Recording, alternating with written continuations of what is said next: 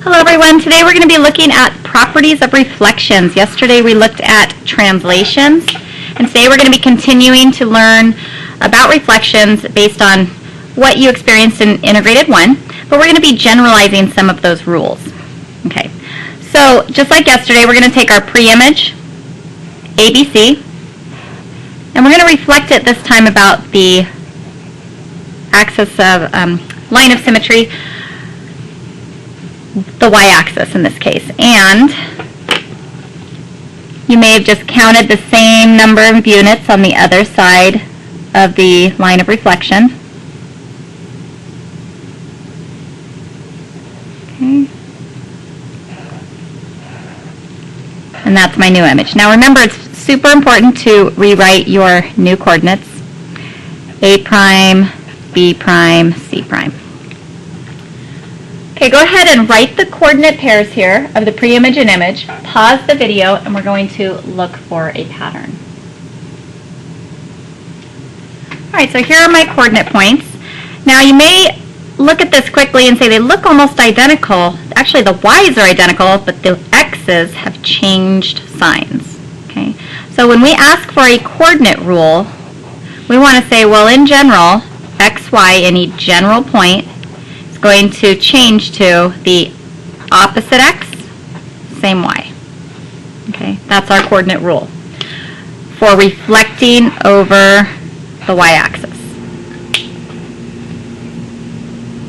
All right, you're going to do the same thing for reflecting over the x-axis.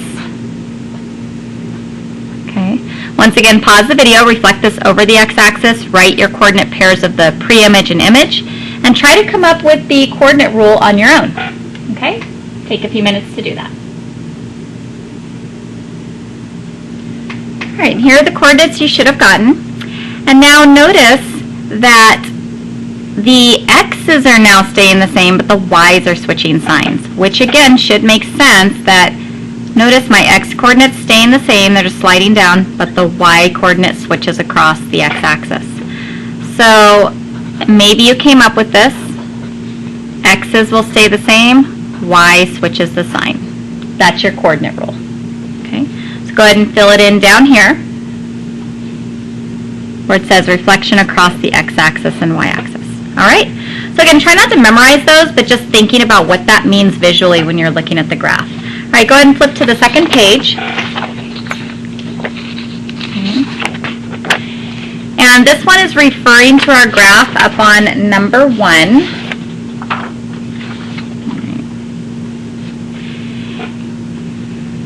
And they want you to look at the slopes of corresponding parts. Let me put it right here. So if you find the slope of AB, count up 3 over 2. When I reflected that segment over the y-axis, what is the slope of my new corresponding segment, A prime, B prime? Well, it's up 3 to the left 2, so now it's negative 3/2. Okay? So if you continue to do that for AC, A prime, C prime, and so forth, you may see a pattern. Let's check. AC, up 1 over 5. A prime, C prime, up 1 to the left 5. Oh my goodness. BC should be the same, up 2 over 3. Oh, but it's negative. And up 2 to the right 3. All right. So yeah, when you do reflect a figure, you're going to get the slopes of corresponding segments will be the same, but opposite signs. Okay. Let you do a few of those. Now, we're going to also reflect ABC over the line y equals x to obtain a new triangle. Y equals x is a slope of 1 going through the origin. Okay, so pause the video once again, flip this over, find your new coordinates, and again we're going to look for a pattern here. Alright guys, take a look at the figure. We've got our pre-image and our new image reflected over the line y equals x. And what do you notice about the points? Wow. Hopefully you recognized a cool pattern. The x's and y's actually switch places, okay? So when we write that rule, we're going to write the general rule as xy maps to yx. That just shows that the x's and y's switch place. Okay, that's always true for reflecting something over the line y equals x. Okay, and last but not least, let's try the last problem.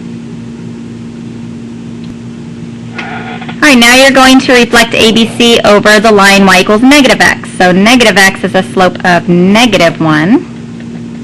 Okay, and do the same thing. Write the coordinates of your pre-image, reflect that, and write the coordinates of the image.